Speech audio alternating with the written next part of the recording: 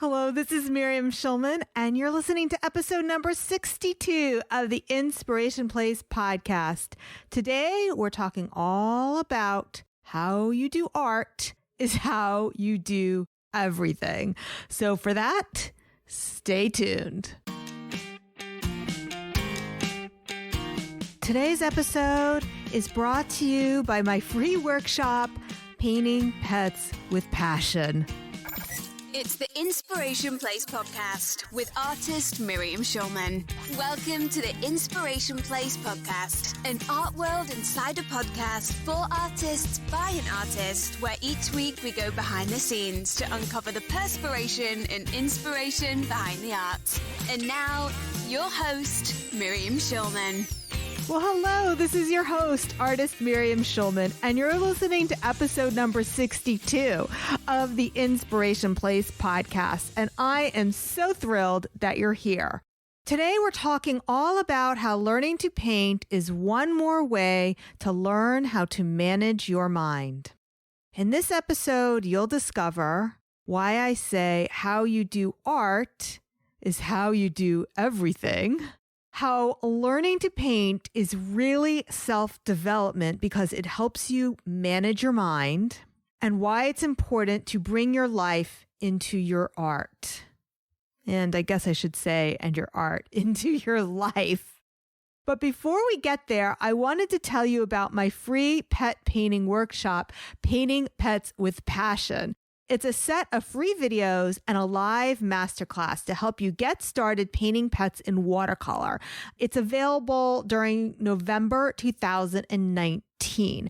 So if you're listening to this while it goes live and you've always wanted to learn how to paint your fur babies, make sure you sign up right away, because come Thanksgiving, these videos won't be there anymore. In this series, you'll learn how to easily draw a cat and a dog. You'll get your hands on my watercolor supply list for painting pets in watercolor, of course. And in the live masterclass, you'll even get to watch me paint a schnauzer step by step from start to finish. To sign up, just go to schulmanart.com/painting pets. No matter what time zone you're in, you'll get to enjoy those free videos. And if you can join me live, the masterclass sign up is at schulmanart.com/masterclass. All right, now back to the show. There's an expression, how you do one thing is how you do everything.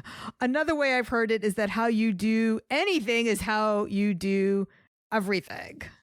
And this couldn't be more true than when it comes to your art. What I mean is that what I've noticed is that if people are, let's say, uptight in their painting, if they paint very tight, they tend to be uptight in their life. Learning how to relax while you're painting, loosen up, accept your mistakes, overcoming your fears, and detaching and letting go of the outcome are all things that we have to learn in order to become better artists, but also help us enjoy our life. When you're enjoying the process and you're enjoying the journey, you'll feel so much more comfortable with whatever the outcome is. I wanted to share some stories today so you'll understand what I'm talking about. By the way, if you're not a painter, this is still for you. It's really a truism about how you do anything is how you do everything.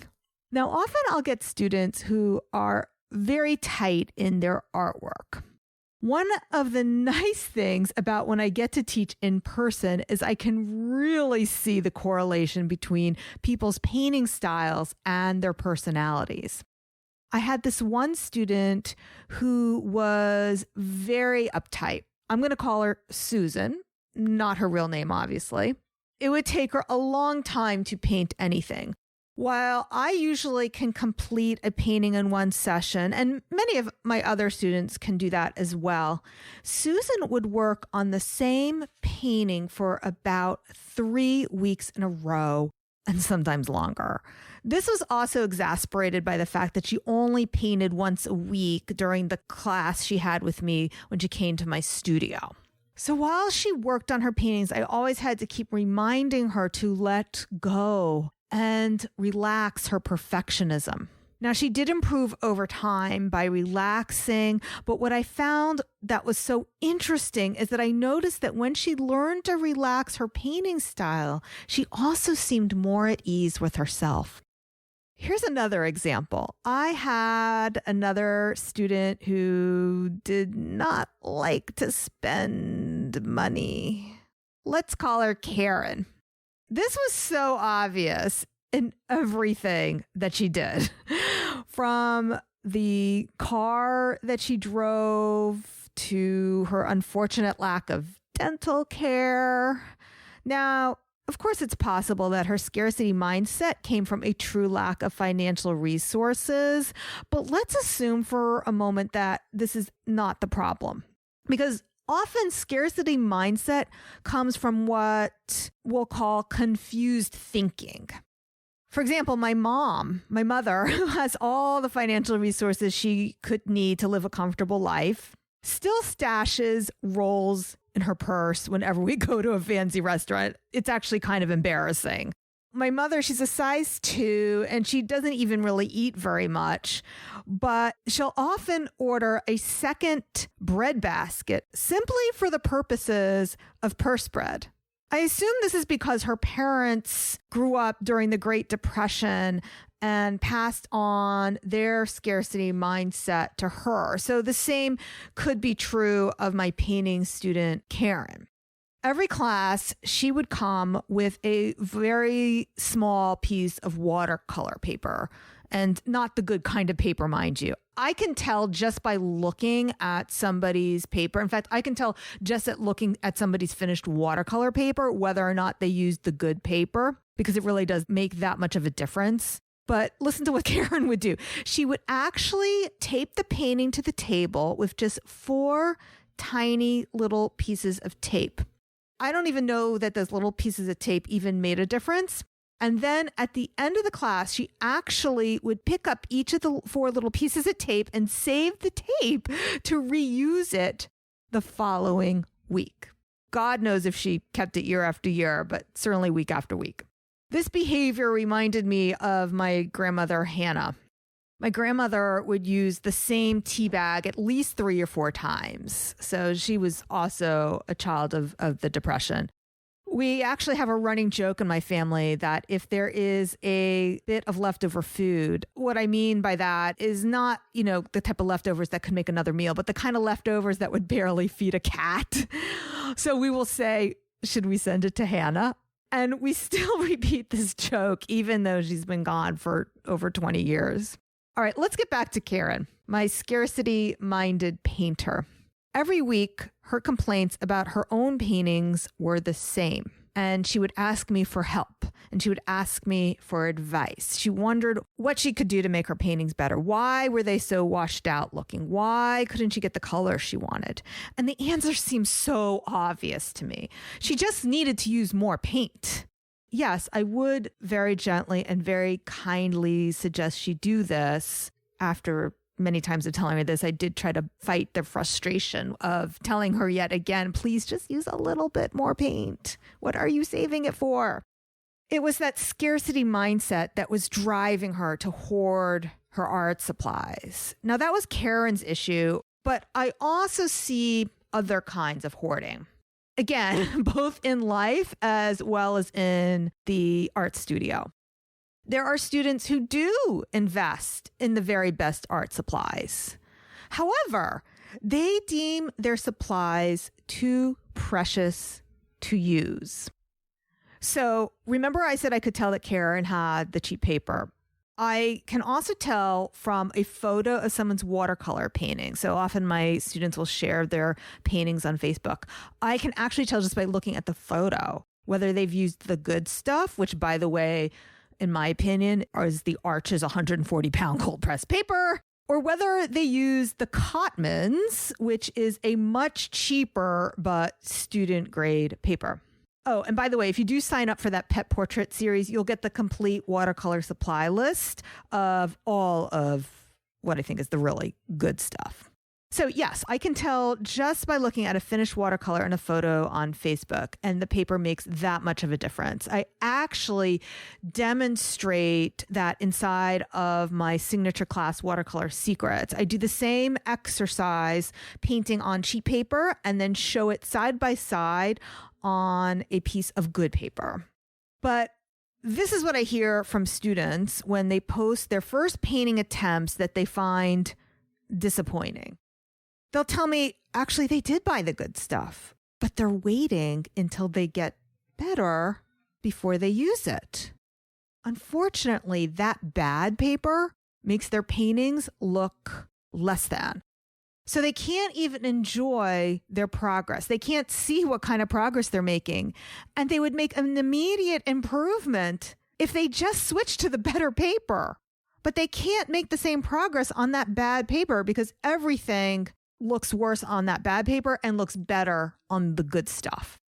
There are many things in life that you have to do it the right way or you're not going to enjoy the experience. I've been told it's like that if you go skiing. I'm really not much of a skier, but people who ski say, if you're going to ski, you really need the goggles. You don't get stuff in your eyes, like things like that. You need to have the right thing to enjoy it. Or when I play tennis, you need a good tennis racket because it does affect the game. It's also like this when you cook or bake. You want to use the finest ingredients and the best tools. My 19-year-old son likes to cook his own meals, mostly because he's a college wrestler now. And actually, for the past few years, he's been a wrestler in high school. And he likes to follow a protocol so that he can track all his macros, so he can keep his weight in check. And he's actually a nutrition major, so he's really into food and what he eats and what he puts into his body. But he actually bought his own knife to use since he didn't like the ones we have in our house. I guess we don't have the good knives. When he was home this summer, I did borrow his knife, and I can see why he likes it. It's definitely nicer than ours. When I was writing this out about the good knife, the good paper, the good pots, the bad pots, I actually remembered how much I wanted to treat myself to a set of Creuset cast iron pots. It's something I've been wanting to do for a long time. When my son left for college with the good knife, he also helped himself to the good pot that we have. Not a Creuset, but something pretty similar. He managed to slip in my enameled-based rice pot. I don't know if it's called a rice pot, but that's what we use it for. So the Creusets are cast iron pots with the same enamel surface, which means that they are really easy to clean up. And since they aren't that Teflon stuff, you can actually use metal spatulas when you cook and not poison yourself with plastic spatulas that might be releasing microscopic carcinogenic particles into your food. These are the things that I lie awake thinking about at night. And if you're wondering yourself if these are hashtag rich people problems, don't forget that my own father died of cancer when he was 31. So that specter of cancer is a dark shadow that sometimes is lurking nearby, and it's never far from my thoughts. The Creuset pans are very pricey. At one point, I thought I would buy one at a time, maybe a different color each time, but I was really tired of the cheap ones my husband buys at the grocery store. And I told him that I was planning on buying these Creuset pots. So I've been selling a lot of artwork lately, and I really wanted to treat myself. When I told him I was going to get these Creuset pots, we actually had a little argument over it because he doesn't like the Creuset pots because he says they're heavy. How does he know they're heavy? We actually have one my mom accidentally left here, and I've conveniently forgotten to return it. By the way, she doesn't even listen to this podcast, so I will return it, though, now that I ordered my own. Anyway, I'm not sure why the fact that they're too heavy is his objection. As I was writing up this podcast, I paused my writing in order to order my blue Creuset crockery. That's the danger of working online. You have access to easy shopping 24/7 at your fingertips whenever the work gets a little hard and you need to, numb yourself with some shopping. But then when I was shopping, I had a little moment because one of the secrets to our successful marriage is that I have my own credit card. And as long as I stay within reason, meaning stay in budget or at least pay the bill when I don't, he's not really supposed to scrutinize the items on the bill. And when I was trying to check out for the Crusette purchase, which I had rationalized in my mind that I deserved it. Not that you need to always rationalize, but I had sold a very large painting on Etsy, no less, and the proceeds from that sale completely covered the cost of a full set of pots. I was real excited to order them, and the site didn't take PayPal, which is another way that I'll hide my purchases from my husband. So when my Amex got declined, in the moment, I had no idea why. But then at that point, I just wanted to order it. Maybe because I wanted to tell you that I ordered it. I don't know. So I had to wrestle for a moment about whether I would go ahead and order them anyway using our joint card and have to deal with him knowing exactly how much they cost in addition to being heavy. By the way, so after I ordered the pots using my family Visa, I did get an email from American Express asking me to verify if it was me who was buying the pots. And I can actually see why they would doubt it was me, because after all, most of my purchases on the American Express card are either for my vegan food delivery service or my exercise classes. So it's a little bit of a disconnect why all of a sudden I'd be interested in Crusette pots. But they are pretty. And did I mention that they're blue? They're really pretty. The point of all this is that one of the reasons that I don't enjoy cooking is because I don't like cleaning up. Even though my husband does help me clean up, I don't even like listening to him to complain about how I make things that stick to pots. So getting better pans definitely is going to make this process that much more enjoyable. Plus, did I mention that they're pretty? Never underestimate the aesthetics of life. That's why we're artists, after all. Pretty things do matter. All right, let's get back to our theme. How you do one thing is how you do everything. Don't be afraid to use what you have, put out the good china, use Crusette pots if you have them, use your best paper, and for heaven's sake, don't be afraid to use your art supplies. If you want to be a creative person, just go all in. Do it. You've already spent the money on the supplies. Use them. When you start with the beautiful stuff, you're going to be inspired to create beautiful stuff. Now, I really do believe that art can help you in almost any area of your life, because instead of numbing yourself with food, alcohol, social media, or in my case, buying pots, you can process your emotions through art. It's been that way my whole life with art since I lost my father when I was 5 years old. This was in the 70s. And the thinking during that time was that you don't bother children with sad things. So when I was growing up during this time, I was always given the message not to be sad, or somehow I wasn't supposed to feel sad. But of course I was sad. I didn't even really understand what happened to my father. I still remember at his funeral asking my mom, when would he be back? And instead of anyone sitting down and explaining it all to me, I was given a book. This was Judith Vorst's book, The 10th Good Thing About Barney. It's a story of a little boy who loses his cat.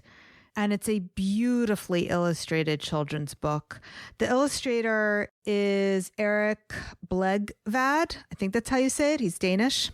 I'm not sure that the story in the book really helped me grieve my father, because the message of the book was that you think of things that you love about a person when you say goodbye. And I really barely knew my father.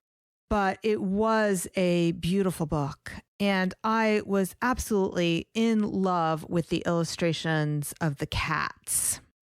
Art definitely helps us heal, both in the creation of art as well as in the enjoyment of it.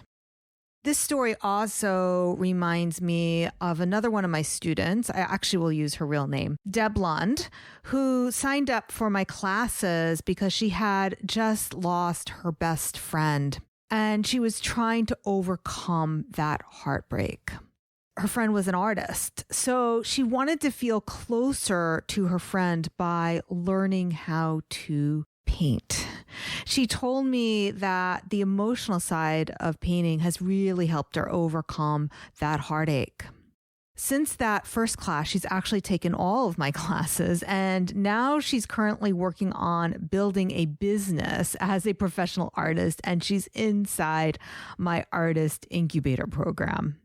That is the lighter side of what happens when we're mourning our loss. Other things come to fill its place.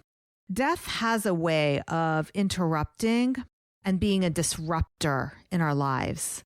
Although I have heard from some students that they hit a creative block after a loss, many others have the opposite reaction, and the death acts as a catalyst for their creativity. They decide not to postpone investing in their art anymore after losing someone. Perhaps they start to feel their own mortality on the horizon after a loss. What I know for sure that if you can move past those initial muddy waters of loss that you'll find yourself in, if you can move past that and start creating anyway, you'll find yourself a better artist because of it. You'll never hear me say about my own life, my father shouldn't have died, or I wish it didn't happen, because I assume I am the person I am today because of that loss. I may not have become an artist had I not had that emotional lump in my throat that needed to be released and found its release in the drawings of cats in a picture book. Bringing your life and your own heartache into your art will make you a better artist as well. It's kind of the same advice that writers hear, that you need to write what you know. When you're bringing a person or a place or an animal that you feel strongly about into your work, it will show. Many times, people take my pet painting classes in order to immortalize or memorialize a beloved pet. And those paintings are some of the most beautiful and most meaningful because the emotions that they feel for their pets show up in their artwork. If your pet is also part of your life, it should be part of your art.